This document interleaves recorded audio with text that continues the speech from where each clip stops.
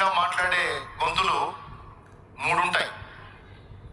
ఒకటి సాతాను స్వరం, వాడు ఎప్పుడు మనల్ని దిగజార్చే మాటలే మనకి వినిపిస్తూ ఉంటాడు.